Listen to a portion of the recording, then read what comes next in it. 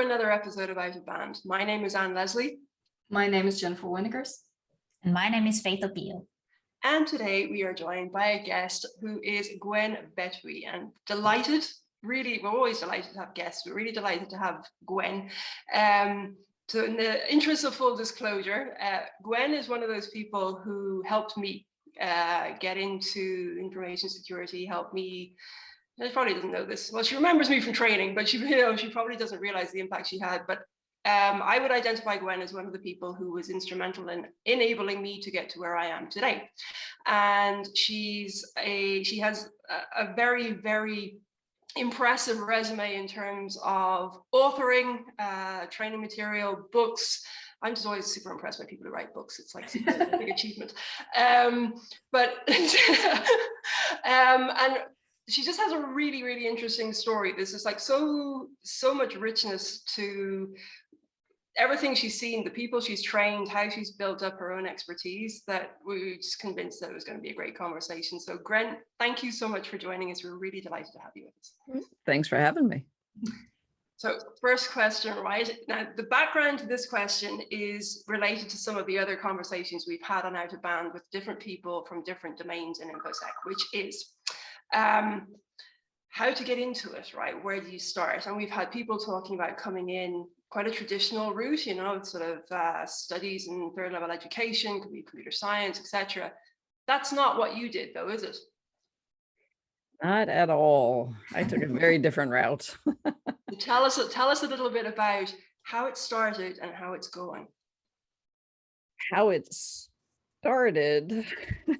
Well, I majored in Spanish, which actually I thought helped a lot with networking because it's just languages. Yeah. Protocols, computers, talking to each other, and it's the same as dissecting Spanish or French or Dutch or anything else. So that was useful. The way I got into networking was I just had a temp job answering phones. I thought I was going to be, you know, like a front desk person in some building. No, I was a help desk for Sprint on the data network. Answer the phone going, completely different. Yeah, I'm sorry, you have a what? What am I supposed to ask them? Okay. And I realized that we were all temps and none of us knew anything about what we were doing. I kind of figured out if they say this, ask this. So I wrote up a manual for just that and shared it with all the temps. After a little while, they said, why haven't we hired you? I'm like, because I don't know what I'm doing. Don't know this stuff. They're like, yeah, you do. No, I don't. But if you want to hire me, Sure. okay. Sure. And then I was troubleshooting networks for about 3 years before I got my first job, or before I got my first training program. Sorry, before I got into my first class. In the first class, I had a friend over in the training department, and she was talking to my instructor about me and that I wanted to teach. I thought I'd teach Spanish in the US or go somewhere and teach English in a Spanish speaking country. And the instructor was standing at the door going, come here. I'm like, oh Lord, I'm in trouble. What have I done? She's like, I want to hire you. To do what? To teach. What? This. You understand this is new and I'm sitting in your class for the first time? She goes, yep, and I want to hire you. Wow. Okay. What? I don't understand. Okay. What? Are you sure? Okay. I guess I'll take the job. It's kind of the bizarreness of my entire career. And then after about a year, I was sitting in my first TCP/IP class, which I'd never heard of. Like introductions was, I'm a trainer here. I have a week off. I've never heard of TCP/IP, and I think I can spell it, but I'm not sure. And on Thursday, the instructor is going, come here. I'm like, oh no, what did I do? I just get in trouble. What did I do? He's like, I have a job for you. What? Teaching? What? ATM. I don't do ATM. ATM? Wow. Yeah. So it was going out on my own, and it was early enough in my career that I could risk going out on my own. Like worst case, I could move back home with my parents. Last thing I wanted. But I went ahead and did it. And I spent about 10 years on the road teaching a 5-day ATM class as a result. Wow. Oh. Yeah. So networks all connected inside of there. And then somewhere about 20 years ago, I had a friend that I was working with in the ATM days call me. We'd been doing various work together. He's like, I want you to write a networking book. I'm like, or a chapter for a book or something. I'm like, okay, I do networking. Sure. He goes, it's secure networking. I don't do security. I don't do security. He goes, yes, you do. No, I don't. Yes, you do. I don't know anything about secure networking. He goes, yes, you do. Oh, fine. Okay. You understand. I don't think I know it. He said, yes. And you're going to pay me. Yes. Okay. And it give me the turned out money. it was sure. Okay, fine. I give up. All right, fine. I give up. And it was the networking chapter for SSCP for ISC squared. Oh. And none of those letters made any sense to me. Mhm. And once we got through that, they're like, you should teach CISSP. I'm like, what? Teach what? Why? Security. I don't do security, people. Are you not listening to me? They're like, just read this book, go test. It was Sean Harris's book. And I will quietly admit I threw it across the room many times. Yes. Me and that book didn't get along well. I literally threw it across my house a few times. Not good for the house. I didn't cause any damage, but I went and tested, passed, and they're like, okay, teach it. I'm like, I didn't really read the book. I don't know how I passed. You don't want me teaching. Yes, we do. Okay, fine. And then I was teaching my first class, and the instructor was Kevin Hendry, who is well known, I think, inside of CISSP circles.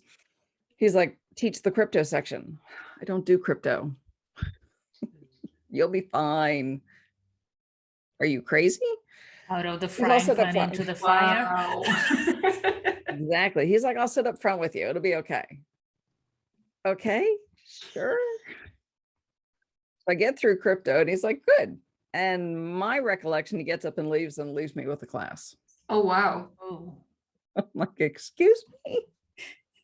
What? Wow. So most or all of my learning has been self-taught. I read books, I research, I look things up, I ask questions. And now I'm here. But you did keep on pushing yourself forward. I mean, it must have Nonstop. been scary, I guess, also to keep on continuing every time with a new topic, with something that you don't necessarily have immediately an affiliation with. Yes. And then all of a sudden just get thrown into the ocean. Yep, pretty much. And I realized somewhere along the way that I don't have to be the smartest person in the room. Mhm. In fact, trying to be the smartest person in the room, I'll lose. There's somebody in the room that knows it better than me. Mhm. I'm like, if you want to correct me, bring it on. You can do it in front of class. I don't care if you want to be polite and take it offline, sure. But if you want to correct me in class, I'll deal with it. I'm okay. You can tell me I'm wrong and we'll move on and I'll learn something. Yeah. So pretty much every class, I always learn something from somebody. It's just being willing to not know everything. Mhm. Yeah. And I will learn something new. And it's an ongoing daily thing. Like I was just researching Flink. I don't know what Flink is. What is that? I don't know. Mhm. I have no idea, but I'm supposed to write something about it. So I'm on the research path and New book? no, I don't think it's going there. It's just a specific attack or threat or something. Like, okay, I'll figure it out. I'll write something for you. Yeah. But listening to your story, there's been a constant theme. There's been something that has been thrown your way. You've doubted yourself every single time, but you've said yes. Yep. And you've been able to get through it. So Exactly. Being willing to not know everything Mhm. and learn as you go. yeah. It will work out as long as you're willing to say, I don't know that. But That mindset, yeah. that can be extremely unnerving for some people to actually admit that you don't know, Very. and putting yourself out there like extremely vulnerable, because there are people who will pick at you just because you are able to admit to them that you don't know anything or that you don't know something. Yep, nonstop. And I can tell you there's been topics I've been beat up on in CISSP class. I'm like, okay, got that wrong. What am I supposed to say? Mm-hmm. And Well, just I remember, going. I don't know if you remember, but I remember the first evening when I joined it was a CCSP boot camp.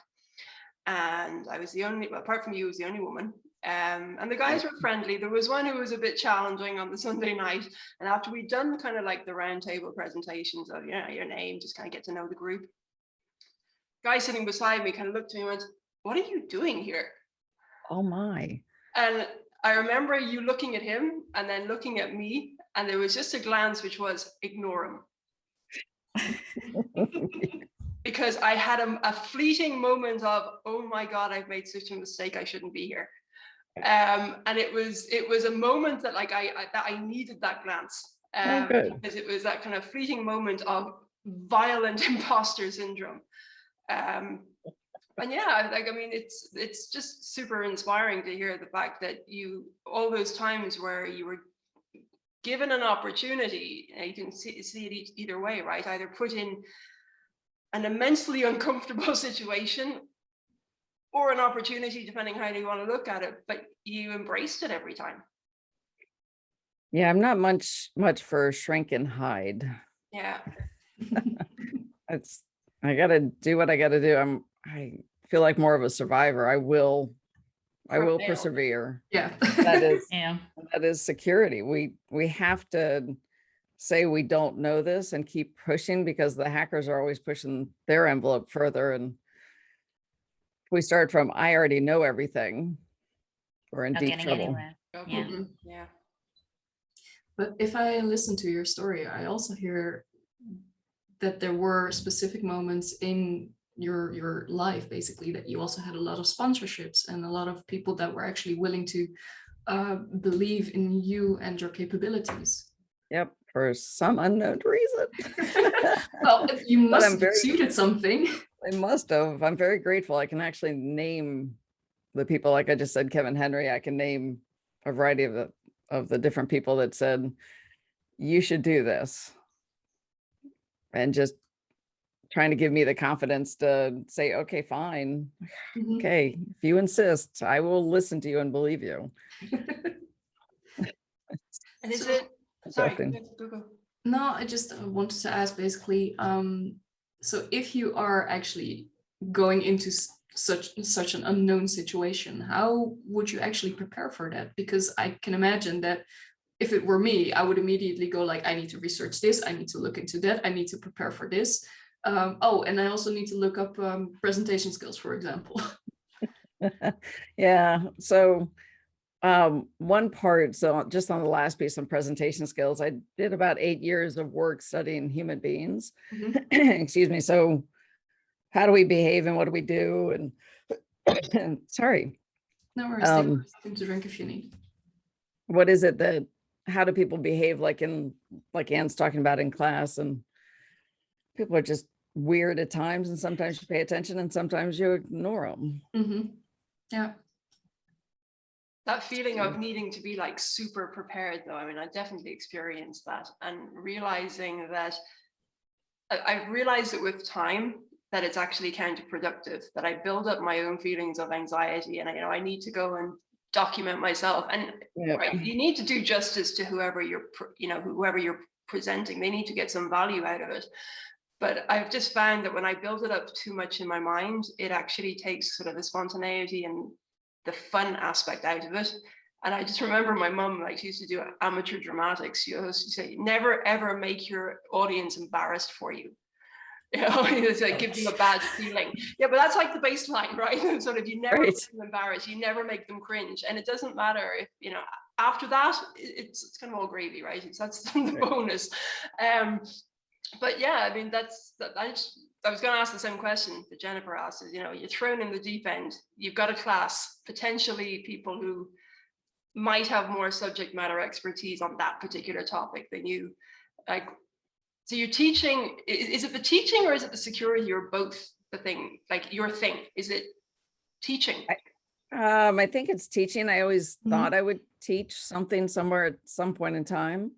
And security is something that I really enjoy. I love teaching it. I love seeing people understand concepts and be able to take it back to the office and use it. So on the other side of Jennifer's question, I do a lot of research. I'm the one that reads the IEEE spec, IETF, whatever. I read the I read the authoritative sources. Yeah. And then I can go back and say, okay, that piece is not right. Here's what the standard actually says, so we can correct it. So I think my job is to do that research, to be able to balance ideas versus what something is supposed to do or how it's supposed to work. Yeah. No other way around it. To get ready for a class, study, be prepared. I just ordered a book today that I don't want to read. But you have to, apparently. But I'm going to read it. And I've got, I'm starting a CCSP class tomorrow, doing a free class for Discord certification station.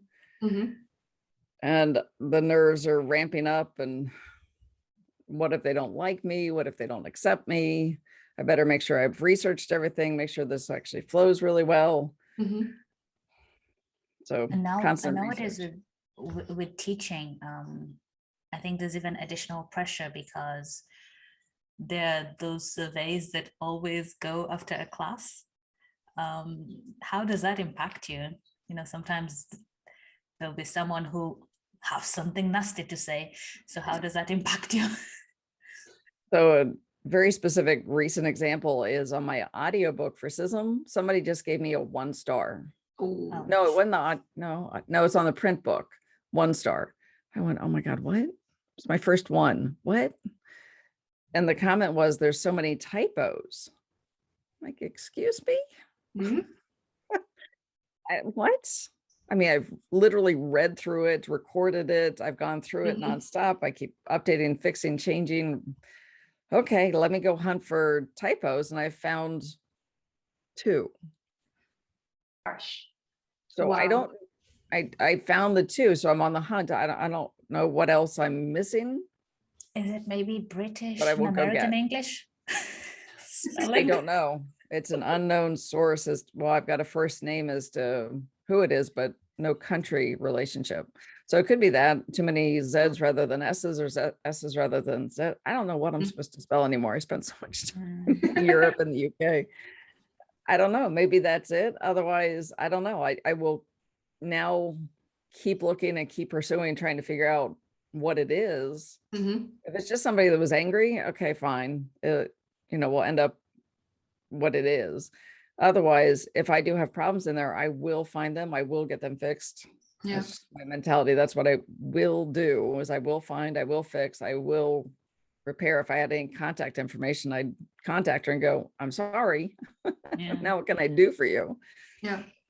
I mean, on one hand, it's kind of sad if you get that kind of a rating because it's a public rating and everyone always looks at the reviews. But on the other hand, if that's the only 1-star review that you had, Just one.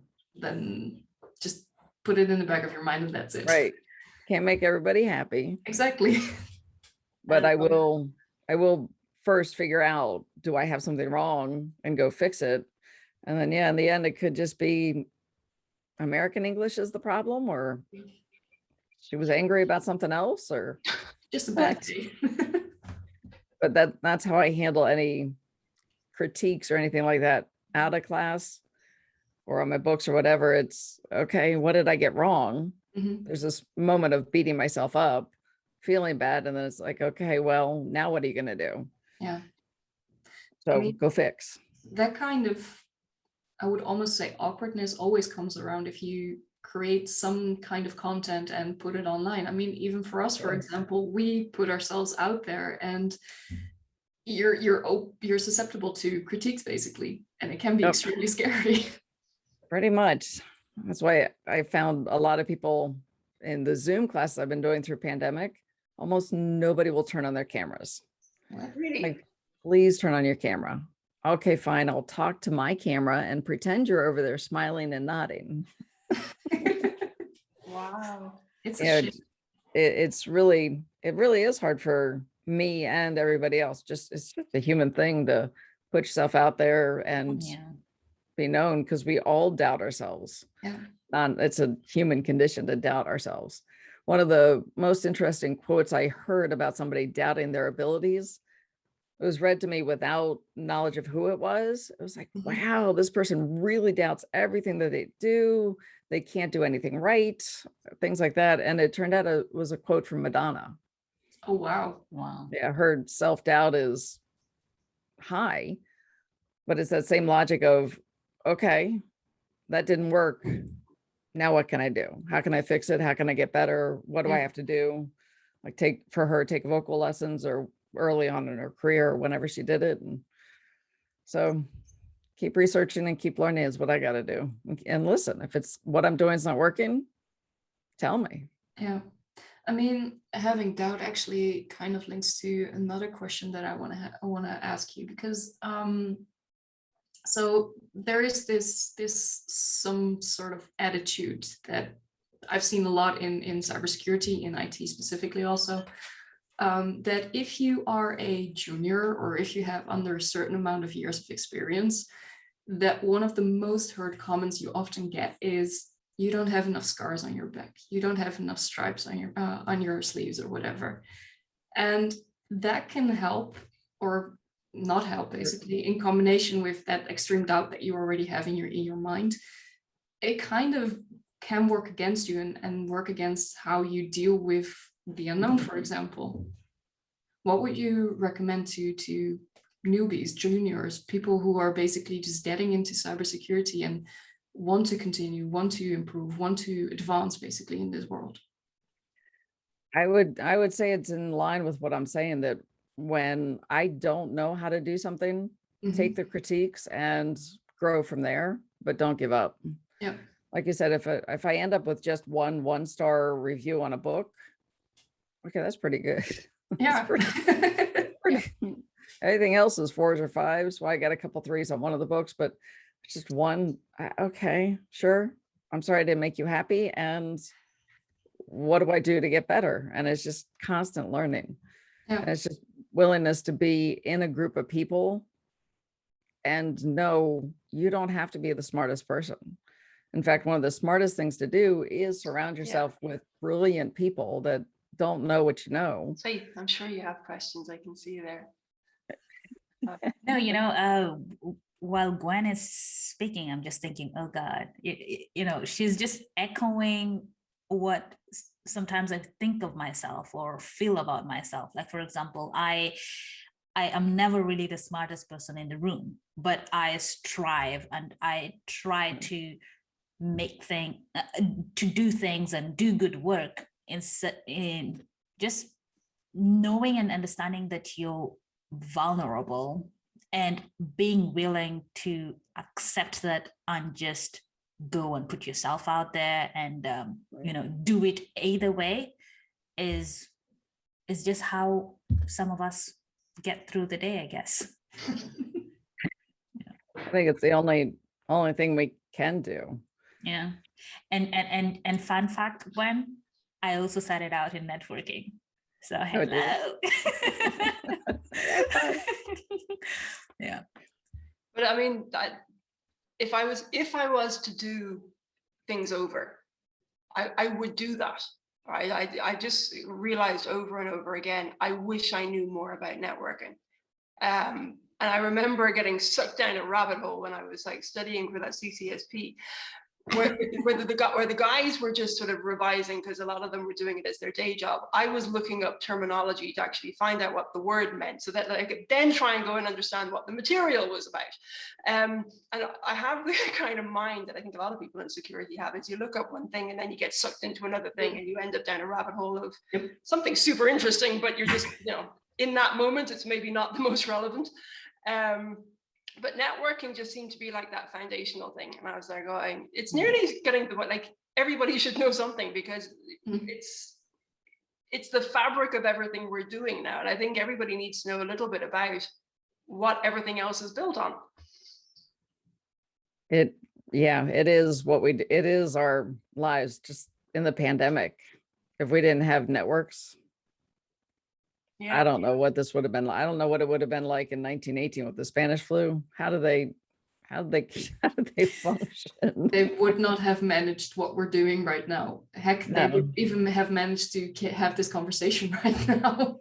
No, not at all. And now we're getting this is normal to be on a video call, being able to talk to people. And I kind of like it because I don't have to live in hotel rooms anymore. Yep. I don't have to spend time in airports. I don't miss it. I run my suitcase over with my car every time I pull out of the garage. Not really, but I do see it and go, I used to live out of that thing. Yeah. So it is the fabric of what we do. There's no way around it. Our light bulbs are connected to the network, our doorbells, our cameras, or everything. Or it's getting there. Yep. Everything you have, you could replace with Internet of Things stuff. And knowing it, and then there's no security to it. So there's just so many more opportunities for now. We need security there. There's one thing, I don't remember when you guys asked it or if it was before we started, but it was something about why the certifications, what I think about certifications. And I do really think they're good. And I think it's good pursuing the knowledge. And in my classes, I try and make sure that whatever we're covering is useful in the real world. And tie it to what we do so that you walk away from the class with something for the real world to improve what you're doing, to learn more about what you're doing, and have the certification so people know you studied this stuff. Yeah, because I like the perception that I think we have mostly here in Europe is that some of the certificates are extremely panned towards the American way of working, American situation, basically. Yep, I saw that coming. Yep. Sorry, not a personal attack, but no, it's not at all. Yeah. And it just makes, for example, like I know a lot of friends in the InfoSec community who have like literally started arguing with the way that things were written down in the books out loud, and just extremely frustrated because they still had to learn what was in the book and in order to be able to pass the certificate. Yeah. CISSP. Yeah. And honestly, when I'm teaching it isn't that American. It's more British than American. And but the problem is the author is American and is stuck there. It's hard not to be who you are. I am American. It's hard not to be American, but I have spent so much time in Europe and around the world that I can see, oh, so that's American. Okay, we don't need that piece. You don't need that for the test. This is what you need to know for the test. The test itself is not that American. It's the author's American. So we need more authors that can write with less bias. Yeah. Because the CISSP books are full of American laws. And the answer is you don't need to know one of them. Yeah. You don't need any of them. None. Or at least it's okay if you know that they exist, right? If it's a one-liner, but then if the exam itself is going to pin me down, right? And that's what.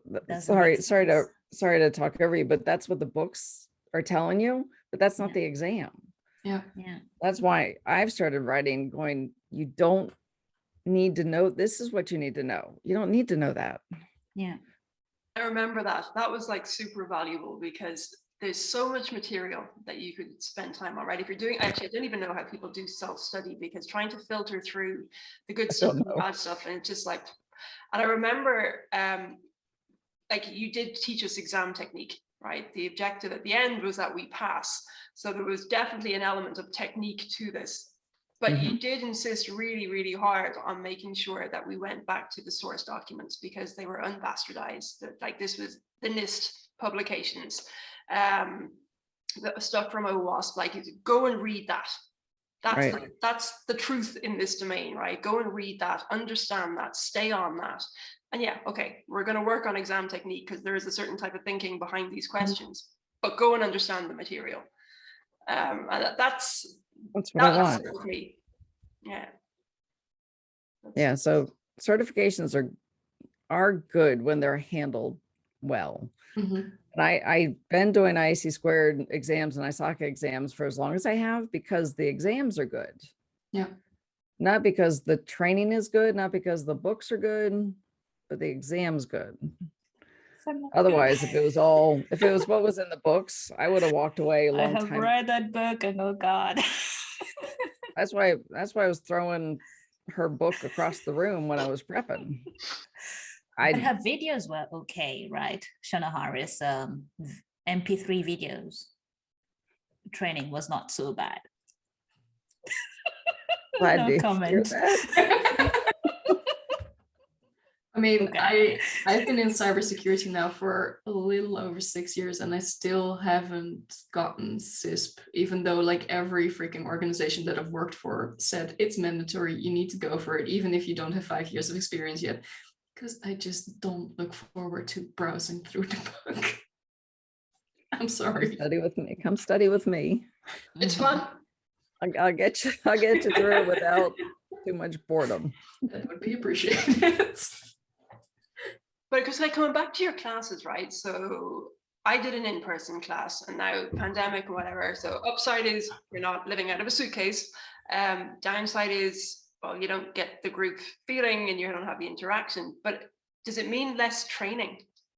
Are people training less now that it's all online, or are they training more? Oh, I honestly don't think I can answer that. I don't know. Yeah. I truly have no answer to that question. I don't know what's going on because I can't get to the classroom. So I'm not teaching with Firebrand very much. So I don't know what they're doing. Yeah.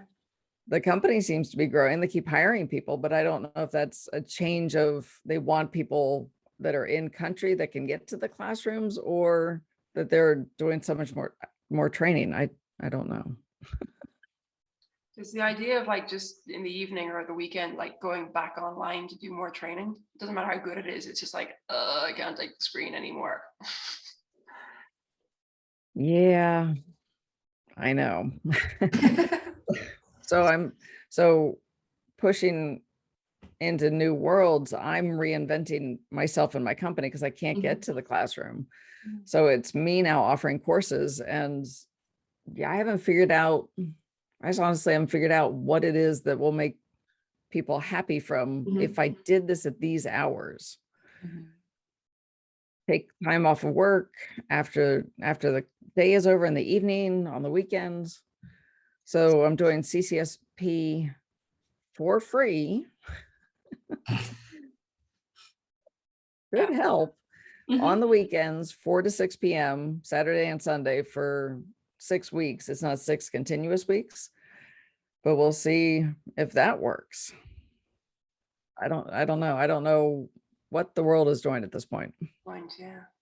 I mean, it's interesting to try out at least different ways of getting to your audience, different ways of helping people. Yeah. And then in that, somewhere I got inspired by another friend of mine. So you can book an hour, 2 hours, 4 hours or more with me personally, and I can guide you through whatever it is you're working on that you're having trouble with. And people are signing up for that. One, they got to find out I'm here. But I have had several people that have booked time with me personally and going, I need help on this. Okay, well, I'll help you with that. If you don't want a whole class, you can book whatever time of the day you want within reason on my schedule. But any time, and that does seem to be working. Yeah. I mean, And I think it's unique. Yeah. I don't think anybody else is doing something like, here, you want time with me? Here's my calendar. What do you want? I guess that would help for most people, because most of my friends that have passed the CISSP certificate or exam were like, yeah, I got like most of the chapters were easy because it's like super related to what I'm doing, but I really didn't get this specific chapter or that specific chapter.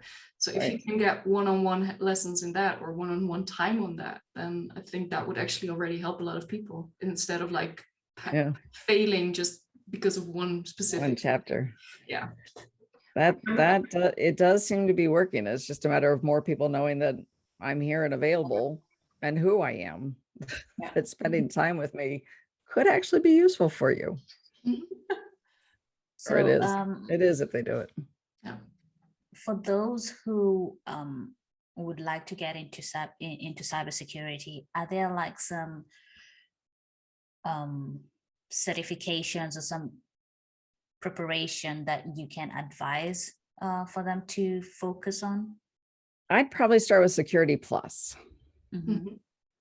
Probably start there. It is a lot of knowledge, but it's more on the technical side, which is easier to get your brain wrapped around. Yeah. Mhm. And it's a good stepping stone. It's a company that a lot of people know and recognize, CompTIA. Yeah. Security Plus is known and recognized for what it is. Not a bad thing, just the level that it is at, what it addresses. So I would say Security Plus. It's a good solid base. Yeah. Mhm. The people that would be in the past and the people that are coming to you now, are they what's their motivation for training? Are they reskilling? Are they looking for a boost in their career? Are they going for another type of job? What's driving them that they go, okay, I'm gonna go get myself a certification? I'm gonna have to say all of the above, Okay. but most common, I think, is it's required for work. It's required. The customers are demanding. Mhm. Jennifer, like you're saying, you are being told you need to get it from the office, and that's what it is. I used to ask at the beginning of a CISSP class, why are you here? What do you want? And I don't anymore.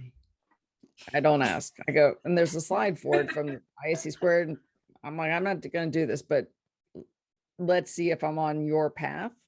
You're here because you need to get certified. You have to pass this test, and you want to learn as much about security as you possibly can for the real world. And they go, yep, that's it. I go, anything else? And they go, no. Let's move on. Okay, good. I know where you're coming from. I've been doing this long enough. And it is usually that it's some people are doing a security certification because they want a different job. Some people are doing it because they're out of a job and they need a job and they think that's what they need to add to their resume or their CV.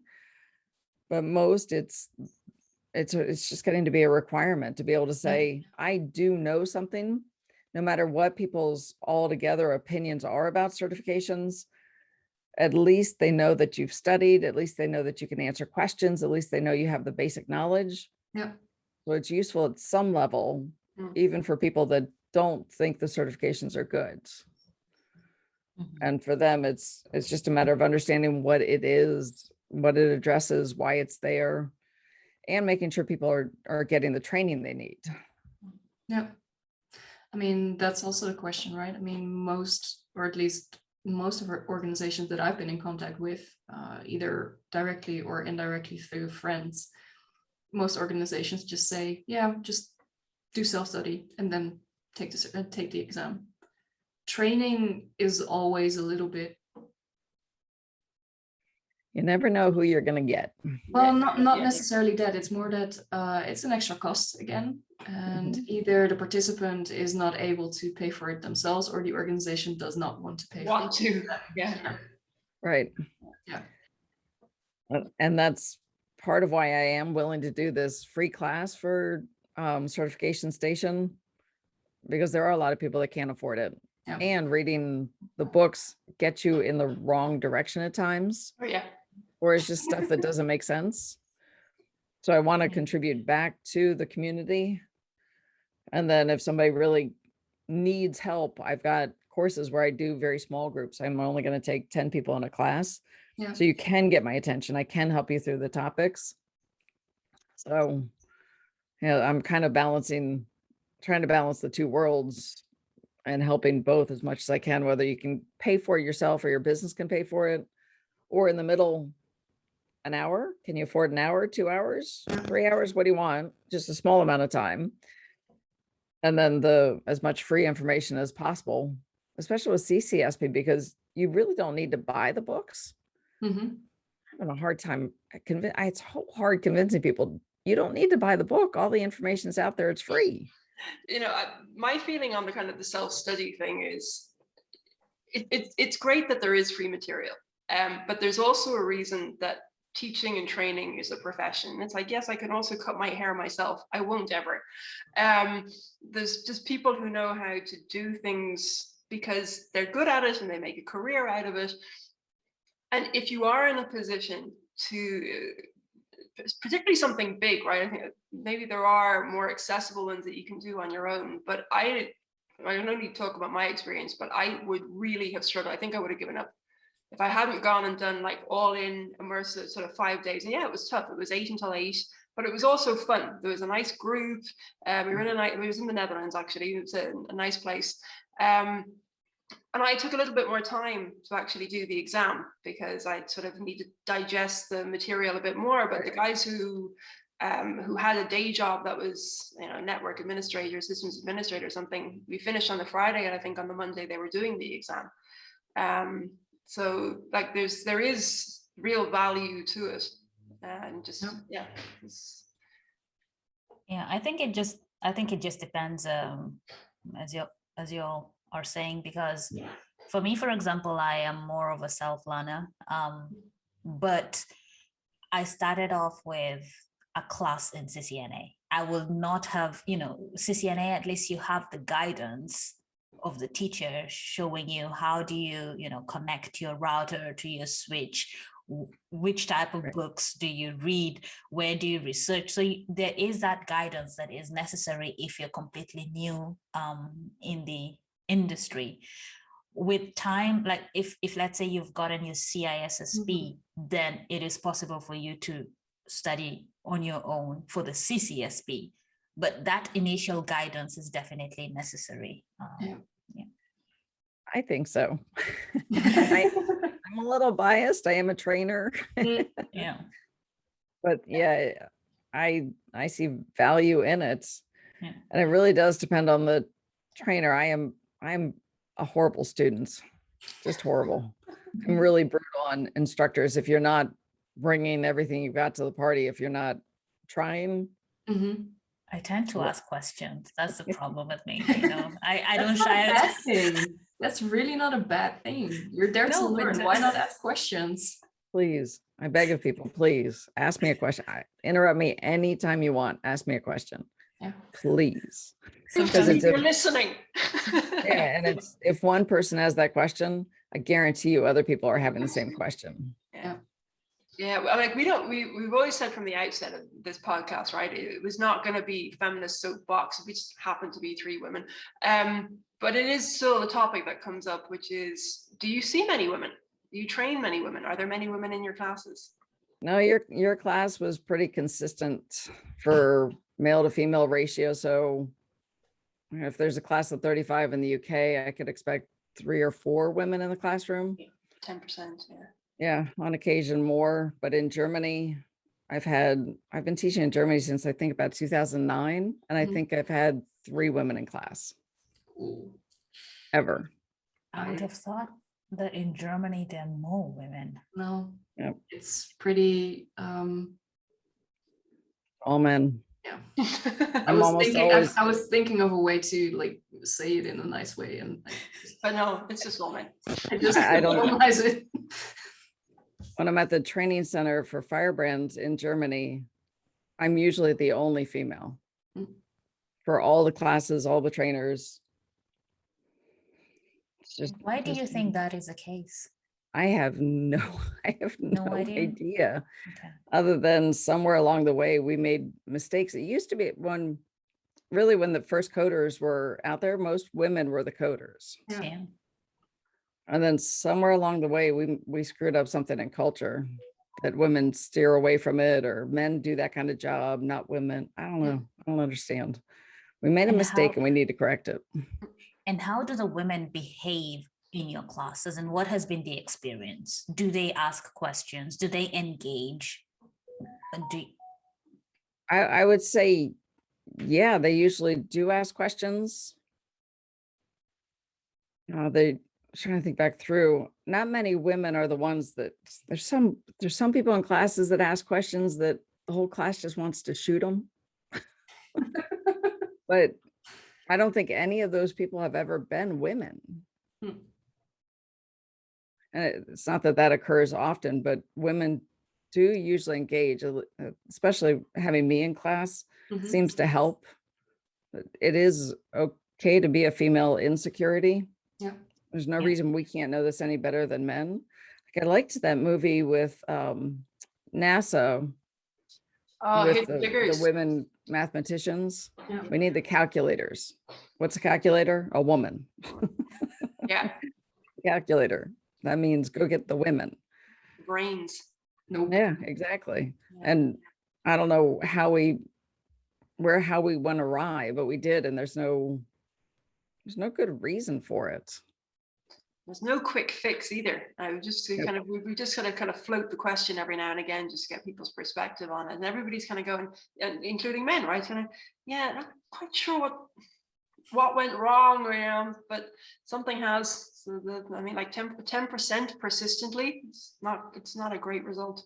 Yeah. No, I would actually put it, so I've done research trying to figure this out, and I think it was about the 70s when things went pink and blue, and the aisles in the children's stores, they got separated. Boy things on this side of the aisle, girl things on this side, and it was what color for the boys, let's do blue, and then what color for the girls, let's do pink. Yeah. And anything that was more technical or building or anything like that was on the guy side, and we had dolls, or Yeah. I didn't play with many dolls as a kid. I'm like, I don't want a doll. I think I have a problem. I never really had dolls and I love blue. That's okay. That's okay. Yeah, I think that's perfect.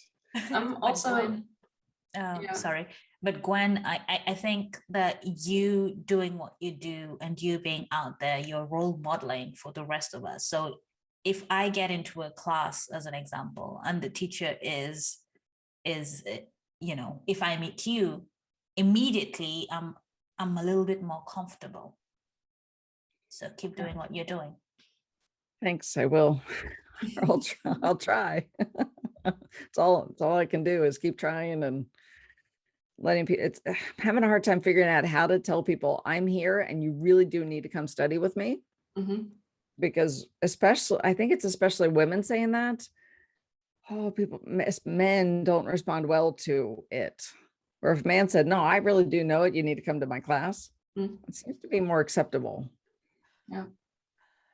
Yeah, I don't know. I don't understand. So I'm going to keep doing it, and you should be in my class and come study with me. And Well, I we're can only helping, endorse that, right? So, yeah. and we're helping a little bit to spread the word. And, Yeah, thank you. I appreciate that. being conscious of the time also, because we're almost at the end of the hour. Is there anything that you would still like to say or give to our viewers? So our platform is yours. So books on Amazon, on Audible, on iTunes.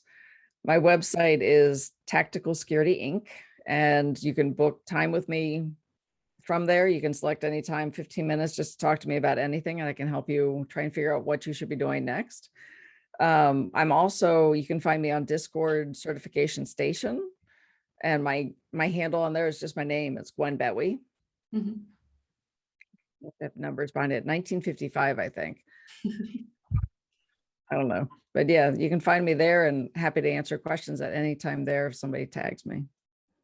Perfect. Sounds great. Yeah, that being said, Faith, Anne, are we good? I think we're all out of time. It was a pleasure, but I knew it would be. Yeah. Thanks, Gwen. I for being appreciate with it. us. Oh, thank you. This Thanks for was joining a us. lot of fun. Great to hear. And perhaps welcome back sometime soon. Sounds good. Awesome. Then to our viewers, thank you for the support. We love your feedback. And if you guys have any suggestions for new topics or for people that you want us to interview or people that you want us to have on here, please let us know. And yeah, see you guys soon. Ciao, ciao. Bye-bye. Bye.